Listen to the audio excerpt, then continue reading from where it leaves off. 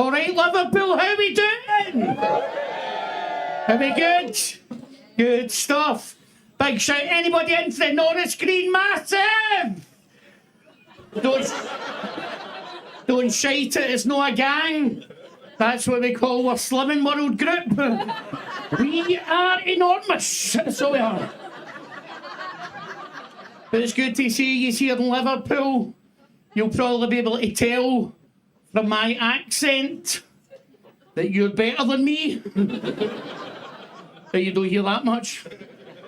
Because I come from a small enclave in the north of England called Glasgow.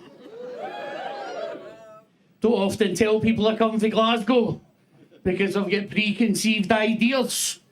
Just because we were once the drugs and murder capital of Europe, everybody thinks that we're all criminals, that we're all hard men, that we could start a fight in an empty room. Shut it, prick!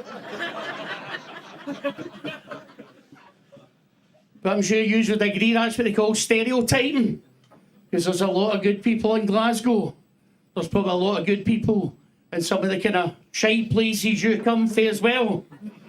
But I'm going to do a wee PR job for Glasgow this evening. I'm going to be showing our charitable side. Because we are charitable people. And I am going to be donating 10% of anything that I steal from your handbags and wallets to a charity of your choice. I can't say fairer than that, can I? I'm only kidding. No, it's a joke. It's a joke. I'm not donating anything. I'm keeping the fucking lots. Yes. It's great to be here. It's great to see everybody's made... Some of you have made an effort.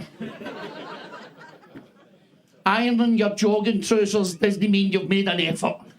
I mean, I've made an effort. Do you like my shirt? Yay! My wife bought me this shirt. This is now my comedy shirt. Right? And we've got a kind of unwritten rule in our house. If my wife buys me something to wear, I need to wear it. Even if it makes me look like a 1980s children's BBC TV presenter.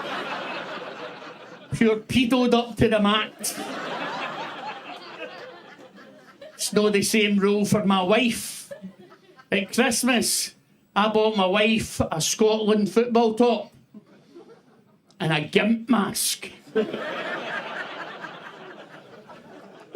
Still never wore the football top. Said she's too embarrassed. I'm quite nervous about being. This is the first time I've ever been in England doing comedy. And I'm quite nervous because my last gig didn't really go that well. That's about an understatement. I got asked to do stand-up in a church in a place in Scotland called Alloa. Okay? Unfortunately, I was like, right, what am I going to do here? So I Googled it. Interesting facts about Alloa. Unfortunately, Google voice recognition never really picked up my Glaswegian twang. I ended up doing a 15-minute set in what seemed like a white supremacist church on interesting facts about Allah. No great. I was getting mission praise hymn books fired across the room like ninja stars. I was getting death threats. A wee woman came up to me and she's like, I'm going to be praying for your soul. And she stuck a nut in me.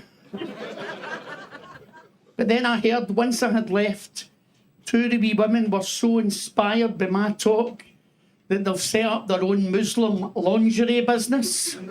They've called it Quran Summers. So if you're looking for an edible burqa, I've got contacts. And they're kosher.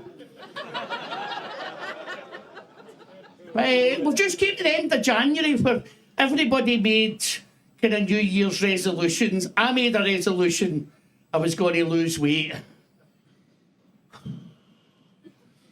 But didn't really work that way. Because people say as you get older, everything gets harder, right? No, everything, right. But I've tried every diet under the sun.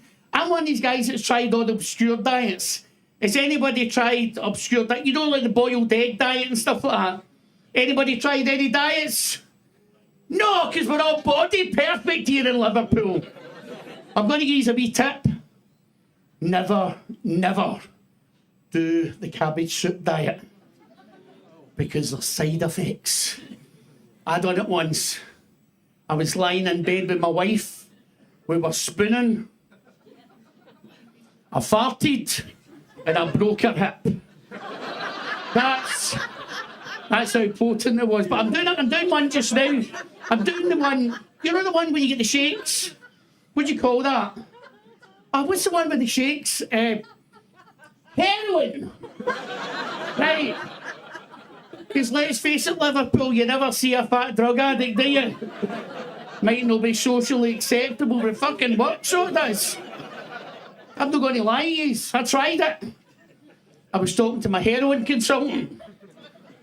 He said to me, see if you want this to work, you're going to have to commit to it. At least 3 or 4 lines a day. I was a shite drug addict. I was. Anytime I had money, I used to blow it on a big shopping, and I'd have nothing left for heroin. I've recently turned 50, 6 years ago.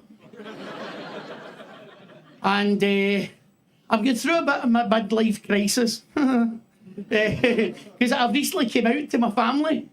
Yep, I'm not ashamed to admit it, that I am metrosexual. I don't mean I have sex on the underground, that's just weird. No, what I mean is I've started using male grooming products. Specifically at the age of 56, I have started moisturising.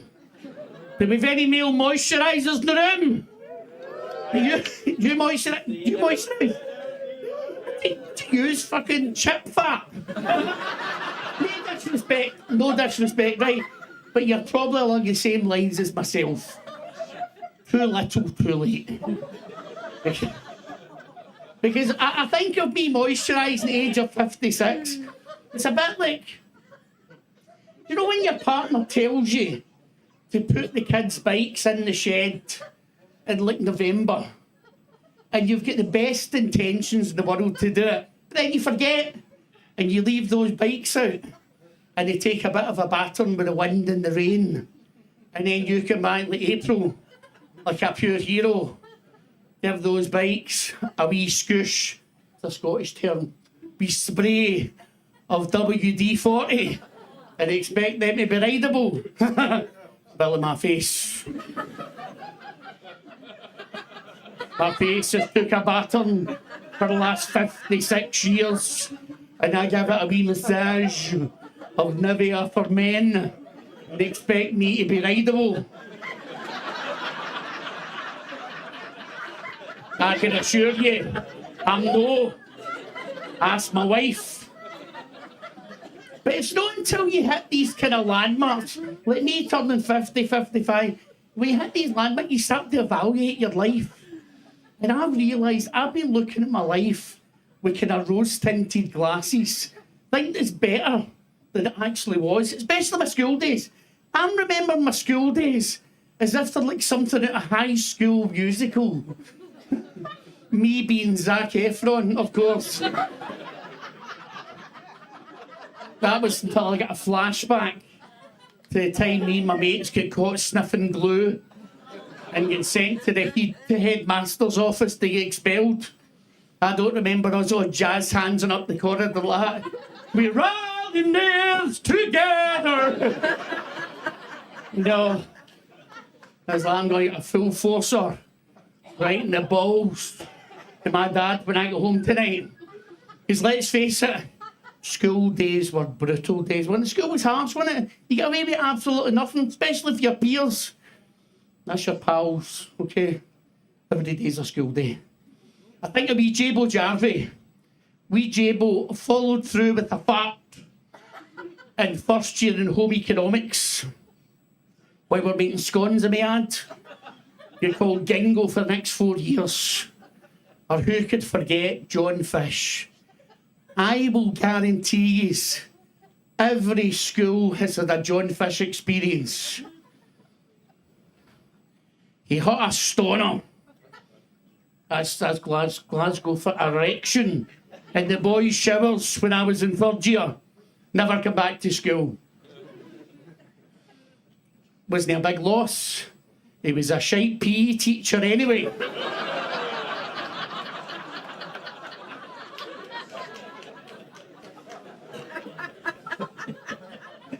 The truth is so funny. I went to school in Glasgow, and my school was quite a hard school, right? And I've realised the only people who could ever have liked my school were the popular kids. And in my school, there was only 4 categories of popularity. If you were a guy, now you're popular. If you're a good football player, if you're a good fighter, if you were good looking, and you had good patter.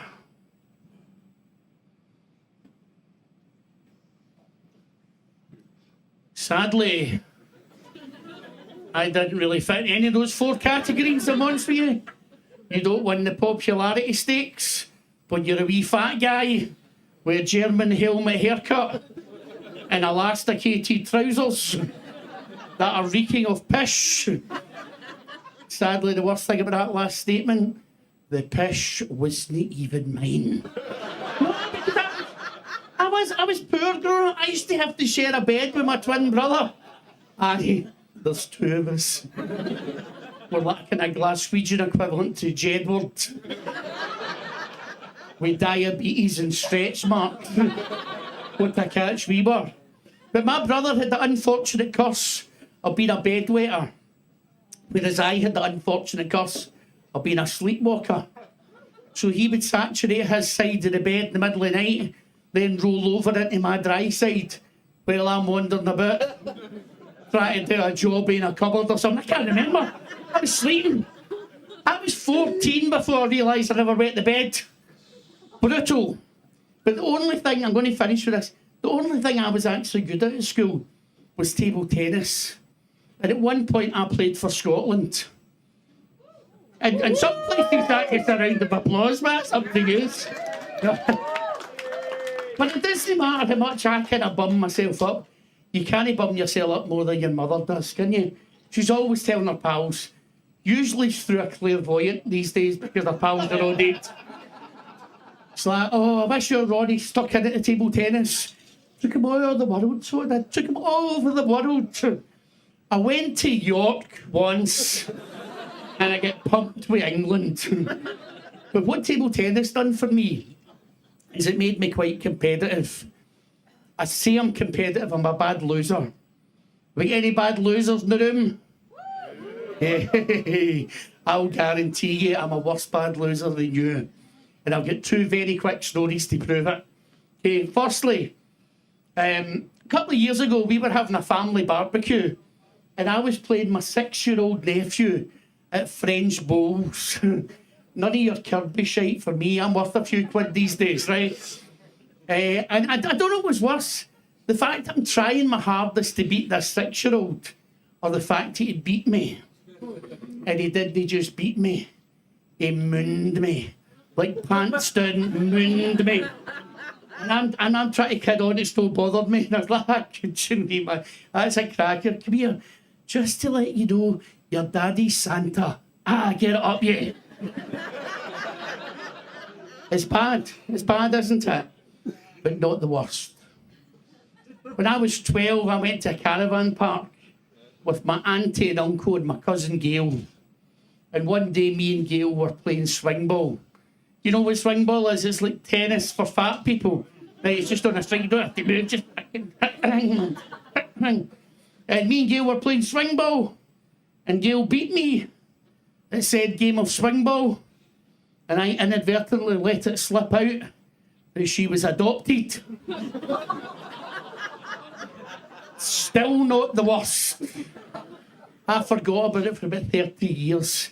And about 10 years ago, she was having an argument with her mum and dad. She's like, it's all because you love Kim more than you love me, because I'm the one who's adopted. The man and uncle went absolutely rage with me So they did.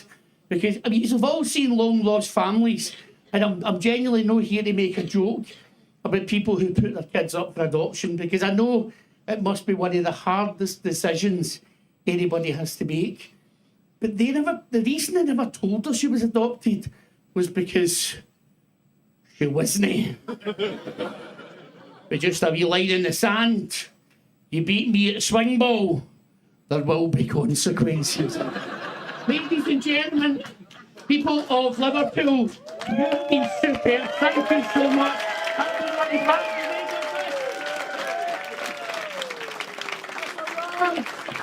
Ronnie Black, everybody!